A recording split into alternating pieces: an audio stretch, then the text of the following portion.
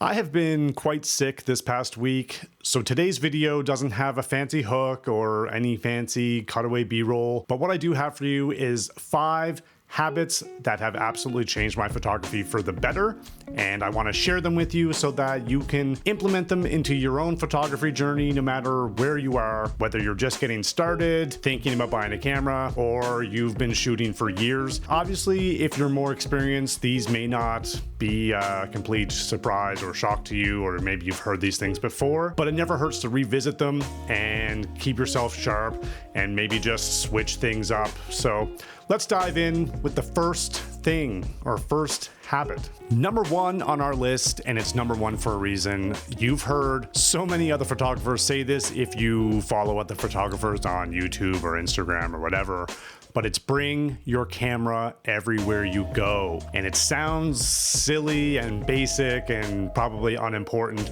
but this is the most important habit that I cannot stress enough. Bring your camera everywhere. It doesn't matter what you have for a camera. I'm sure you've heard the term EDC, so everyday carry or everyday camera. And that's ideally something that is small, compact, and easy to throw in a bag or bring with you everywhere you go. But depending on what you have, you may not have that luxury of having a everyday carry body. Maybe you have a full frame DSLR and that's the only camera you have. That's fine. Find a way to bring it with you, even if it's uncomfortable, even if it feels cumbersome. Force yourself to do it and take images of things that you normally would just consider uninteresting or mundane or whatever. Let's say you're going to grab a cup of coffee at a cafe. Normally you would just leave your camera at home. You wouldn't think to bring it because why would you? Change that thought process. Force yourself, create the habit of just bringing it with you, bring it into the cafe, capture a snapshot of anything, whether it's just your coffee on the table. You may not think it's interesting at the time, but the more you do this, the more you will create that habit and find an interesting composition in what used to be the uninteresting or the mundane. And this is really the art of noticing and just building your eye as a photographer. And this is where it starts. And also, we are starting a new year right now, and now's the perfect time to start building this habit, because at the end of 2026, you can look back and have all of these snapshots of moments and things that you normally wouldn't have if you had left your camera at home. So that's just another benefit, but building that habit and that process of taking it with you, capturing something, coming home, maybe editing the photo. You don't have to share it. It doesn't have to be for anybody else. It can be just for you. That's totally fine. But building that muscle memory, that habit of bringing it with you, capturing, maybe editing, and producing art that, you know, is important to you, or an image that's important to you, even if it sucks at the start and they are all very blah or uninteresting or boring. The more you do this, the better it's going to get. The more you're going to notice things that you typically didn't notice, or you're going to find ways to capture something that would otherwise be, you know, very basic or very uninteresting. And this will help you grow so much as a photographer, and also you will thank yourself for capturing all those moments that normally would have just passed on by. Number 2 on the list, and this is something that I love to do quite regularly, is put your camera into a black and white or monochrome mode. Chances are, if you have a modern camera from the last, I want to say 5 to 10 years, it should have a monochrome profile that you can switch it to so that you're capturing everything in black and white and seeing it live in black and white. And this is so important because once you strip away the color and the saturation, you start to view and see the world completely differently. You start to compose your images in a completely new and unique way because you're only seeing light, shadows, texture, lines, and it forces you to just completely capture images in a unique way that you normally wouldn't. And this is really good. So when I'm, let's say I only can sneak out for a photo walk and it's midday and I'm doing street photography, it's a very high contrast scene or day with lots of direct sunlight, and it's not really the ideal day or scenario to be shooting in. But then I flip it to black and white, and suddenly I'm capturing things in a unique way because I'm just looking for those high contrast, light, shadow, maybe silhouettes, and stuff that I normally wouldn't capture, or definitely wouldn't capture in that way. And this can just help you grow so much to become better with your compositions, noticing details that you normally wouldn't when you strip away that color. Number 3 on the list, and this almost ties into number 2 a bit, but it's making yourself uncomfortable. So you're shooting in a way that you normally wouldn't. So number 2 was shooting in black and white. Number 3 is trying focal lengths that you typically are not drawn to, or maybe you somewhat despise. So let's say you primarily shoot with telephoto, so maybe 50 mil or 85 mil. Try, and hopefully you have the gear to do so, whether it's a kit lens or zoom lens, or if you have primes, go for like 24, 28 or 35 and kind of deal with that discomfort of shooting those wider angles. This is going to be really uncomfortable, but that friction is what creates growth.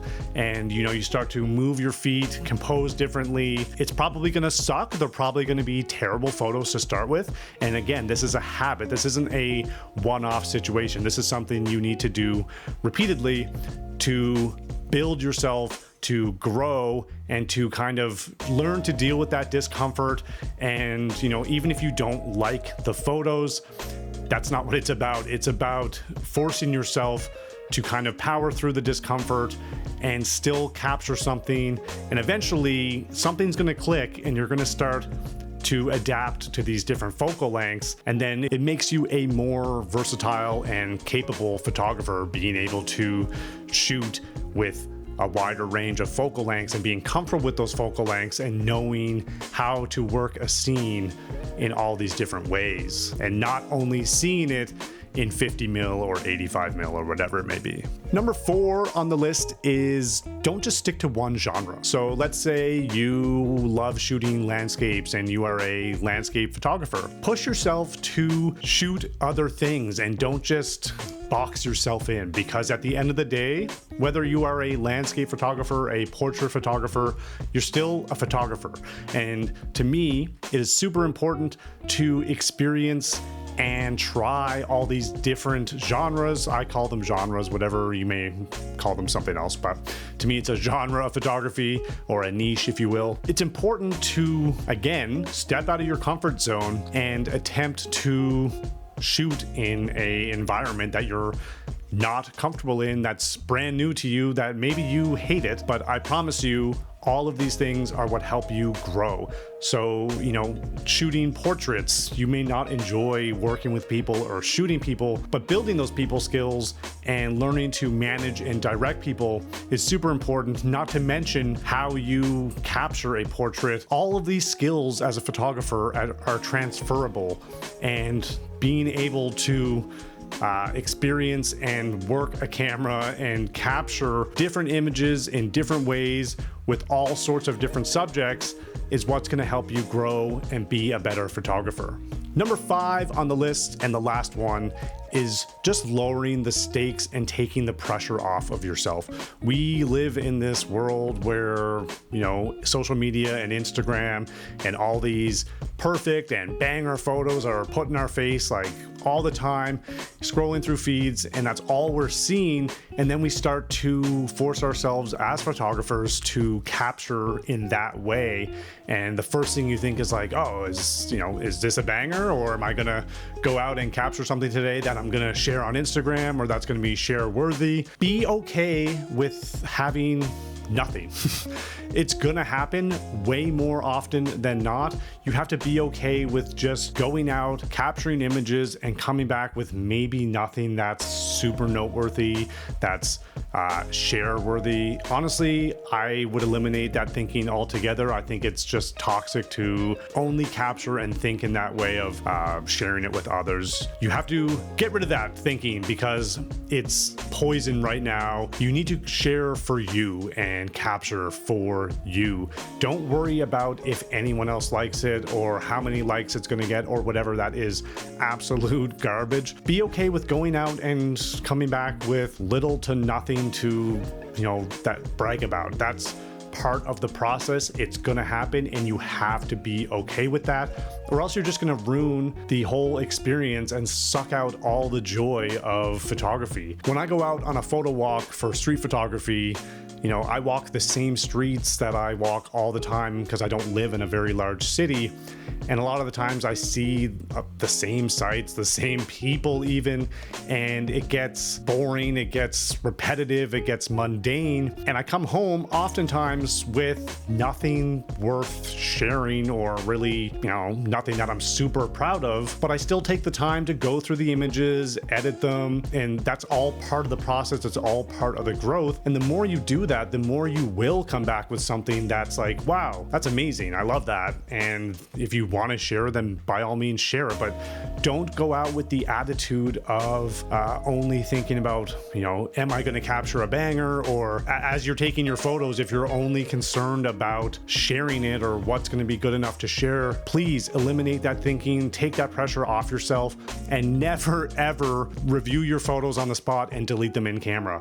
I've done this. I've heard many other photographers talk about this, and it is just a terrible, terrible habit to get into.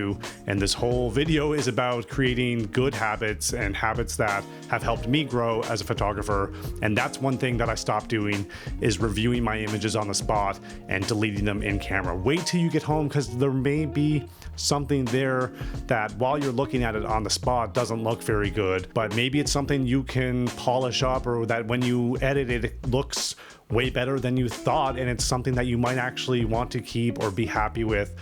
And that's what it's all about. So that's it for today. I apologize if I look more haggard than usual and sound worse than usual, but it was important to me to keep this streak going. This is my 5th video now, so I've been consistent for a full month here on YouTube, and the growth has been incredible. Thank you so much. I've just passed 40 subscribers. I think I'm at 42 at the time of making this video, and I cannot express how much that means, how important it is. So thank you so much, and we'll see you again soon with a much better video. Peace.